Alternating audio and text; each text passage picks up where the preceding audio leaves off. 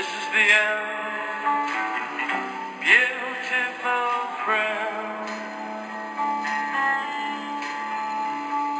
This is the end, my only friend, the end. Welcome, sports fans, to another exciting episode of Sports Talk is McKimmie.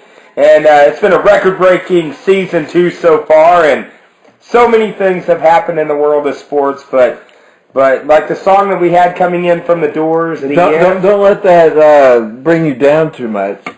Well, I felt like I was in Vietnam on it. I felt like I was on the set of Apocalypse Now, and talking about the world of sports, basketball. The end. The last couple weeks, there's been a couple announcements. There's been an announcement, and also we had the end of a record-breaking streak last night. The Golden State Warriors, after winning 24 consecutive games to start the season, 28-game win streak counting last season, they finally lost last night to the Milwaukee Bucks, Mike. Right. How many teams right now in the NBA, if you told them, hey, 25 games, would you take a 24-1 record? They'd probably jump on it, wouldn't they, Dave? I think anyone would jump on it, and it's just been an incredible stretch. Stephen Curry during this 24-game stretch has just been absolutely unbelievable, but, it's going to happen. I mean, we knew they wasn't going to go 82-0. Yeah, you can't win them all. And one of the interesting things when this game happened, I thought, I'd seen the night before that they had barely escaped losing. And then they had another game, which was in Milwaukee. And I was thinking, Milwaukee. But then again, they're tired. They got to play tomorrow. And one of the interesting things is that the Bucks have broken the two longest consecutive winning streaks in NBA history. Both the Lakers back in 72, 73, and of course, the current Warriors. Of course, the Bucks back then were a little bit more competitive with Kareem Abdul-Jabbar. But either way, it's just an interesting note. Well, Mike, and I think even with that loss, to me, the Warriors are still the number one basketball team in the NBA, and I think they have the great chance to win back-to-back titles if Stephen Curry and Klay Thompson and them can stay healthy. That's going to be the main thing. Thompson coming back last night's game, he was 4 out of 14. He was coming off an injury. The main thing, if they stay healthy, I don't see a team right now that can still hang with them, even with that loss. I think that was just a one-night game. The pressure, the constant scrutiny, it's a hard thing to do. And, we had talked before about the Chicago Bulls, 95-96. I believe that was the season they won 72 games. They went 72-10. Right. I still think the Warriors have a legitimate shot at getting 70 wins. I don't know if they're going to get the 73 because it's so hard because every night they're at the other team's Super Bowl. Those other teams all want to knock them off. And, I don't know if they're going to be able to beat that, but I think they have a legitimate shot at winning back-to-back titles.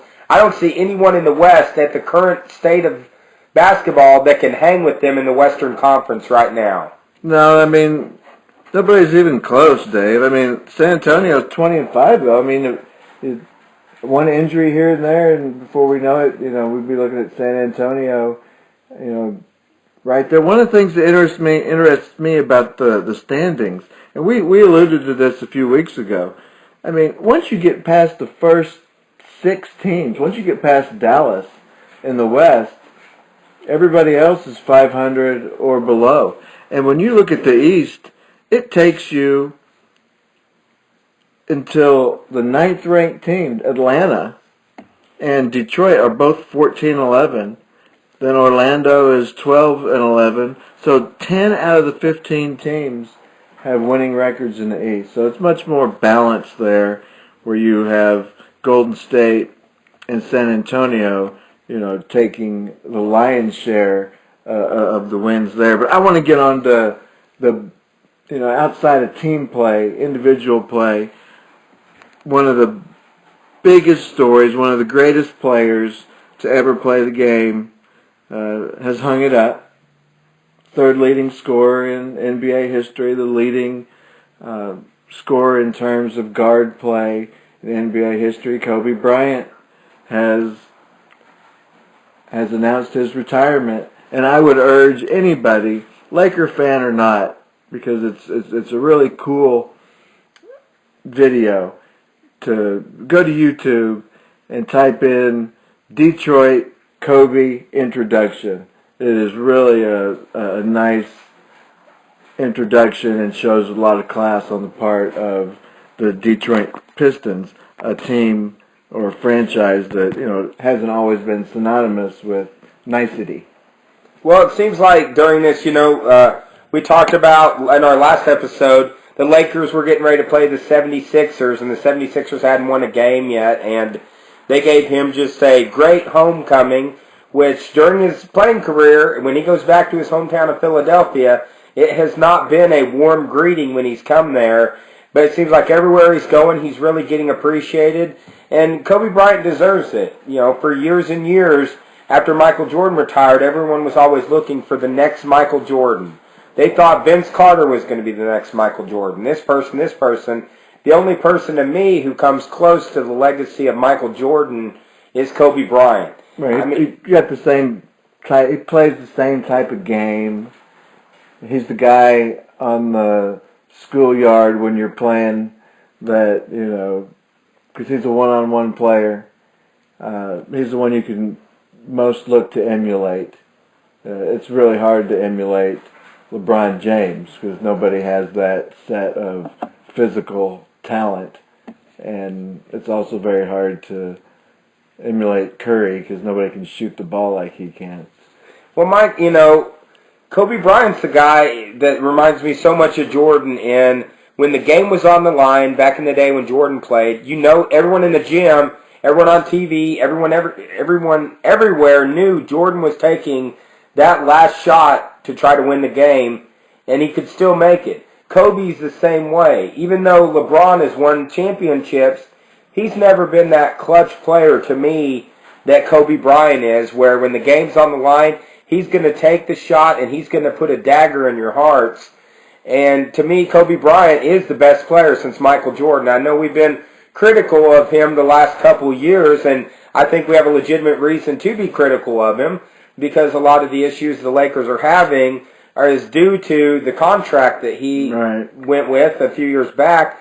But, I am glad to see him stepping out, and, the way he's handling it with class. He did say he even spoke to Michael Jordan before he made his retirement decision, and, for him to say his heart, isn't as committed as it was before, I do think that's a great decision by him to step down, and I'm glad that it's going to be handled in a way where it's going to be a farewell season. Everyone knows this is his last game. Everyone's going to get an opportunity to see him.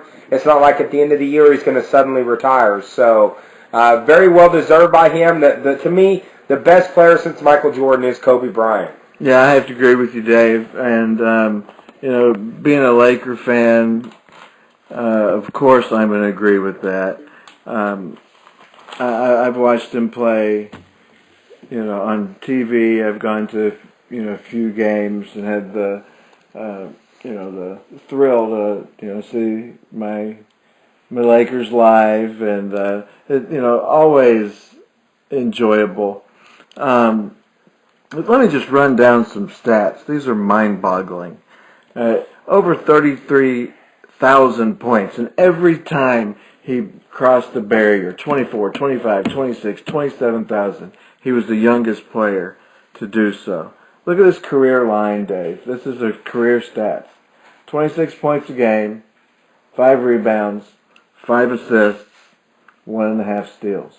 Pretty impressive.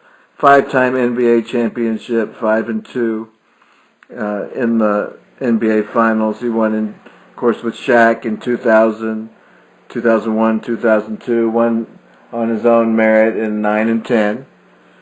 2 MVPs in the NBA Finals. Of the 11 titles that the Lakers have won in Los Angeles, they won 5 in Minneapolis. He's won 5 of them. matching only Magic Johnson, who I think is the greatest Laker. MVP of the league in 2008, scoring champ in 07 and 08, 14 straight seasons of 20 points plus per game. 3 of those 5 with 30 points or higher. Most three-pointers in a game at 12. He scored over 40, 121 times. He scored over 50, 24 times, over 65 times, and of course that 81-point game in Toronto. He holds over 50 Lakers franchise records as a 15-time selection to the All-NBA team, the most in history. A dozen times he's been selected to the All-Defensive team, most in history.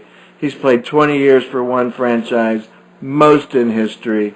17-time All-Star, most All-Star game MVPs, the only player in history with 30,000 points and 6,000 assists. Just an incredible player, and we've been fortunate enough, to watch him during our lives. And I think, if I'm not mistaken, we are running just a tad over on this segment. Well, and I will say, just like the song said coming in, this might be the end of Kobe Bryant's career, but for the Golden State Warriors, now it's the beginning of hopefully them setting up a new streak. We'll be right back on Sports Talk is McKimmie. Nice segue, Dave. Beautiful friend.